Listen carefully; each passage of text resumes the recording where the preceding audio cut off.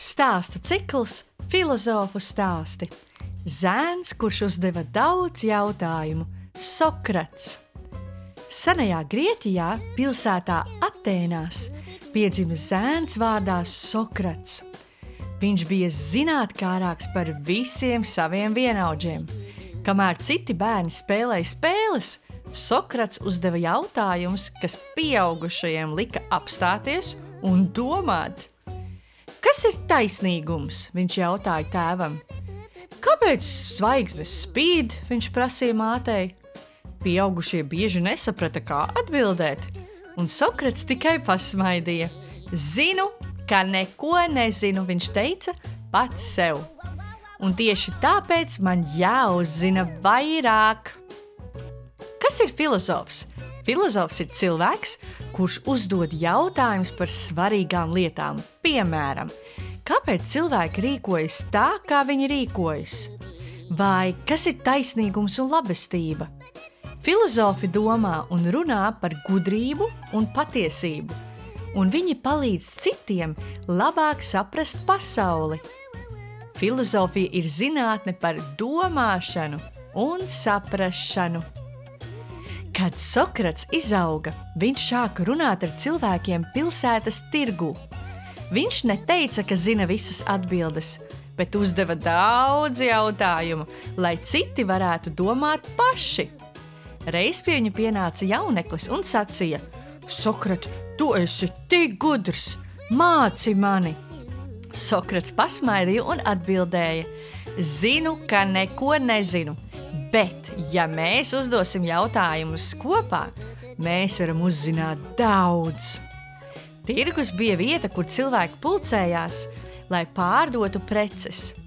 Taču, pateicoties Sokratam, tas kļuva arī par vietu, kur cilvēki mācās domāt.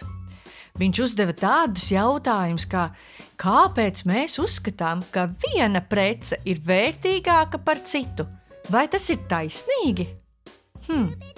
Cilvēki sāka uzdot jautājumus arī paši sev, un tas mainīja viņu skatījumu uz dzīvi. Sokrata jautājumu uzdošanas veidu sāka dēvēt par Sokrata metodi. Tas nozīmēja uzdot tik daudz jautājumu, līdz cilvēks pats nonāk pie atbildes. Viņš jautāja, vai taisnīgums vienmēr ir vienāds visiem? Un ko nozīmē būt labam cilvēkam? Cilvēki saprata, ka domāšana ir svarīgāka par ātrām atbildēm. Kādu dienu pie Sokrata atnāca kāds vecāks tirgonis un teica: Sokrat, man šķiet, ka mani bērni neklausās, kad es viņiem mācu. Ko man darīt? Sokrats uzdeva pretjautājumu: Vai tu esi mēģinājis uzdot viņiem jautājumus, nevis sniegt uzreiz atbildes? Tirgonis bija pārsteigts un nolēma izmēģināt šo pieeju. Pēc dažām dienām viņš atgriezās un sacīja: Tu biji pareizs. Kad es viņiem jautāju, ko viņi domā, viņi paši nonāca pie pareizajām atbildēm. Reiz viņa skolnieks jautāja: Sokrat, kāpēc tu vienmēr saki, zinu, ka neko nezinu? Vai tad tu nezini daudz? Sokrats atbildēja: Ja es uzskatīšu, ka visu zinu, es vairs nemācīšos. Bet ja es saprotu, ka zinu ļoti maz, es vienmēr varu mācīties un kļūt gudrāks. Cilvēks, kurš saprot, ka nezina, ir visgudrākais, jo viņš vienmēr būs atvērts jaunām zināšanām. Sokrata mācība iemācīja cilvēkiem domāt dziļāk un nebaidīties no nezināšanas. Viņa vārdi zinu, ka neko nezinu, kļuva par iedvesmu filozofijai, kas ir mācība par domāšanu un gudrību. Šodien šo principu izmanto arī skolās un universitātēs, lai palīdzētu cilvēkiem mācīties. Sokrata pieeja arī iemācīja būt pacietīgiem.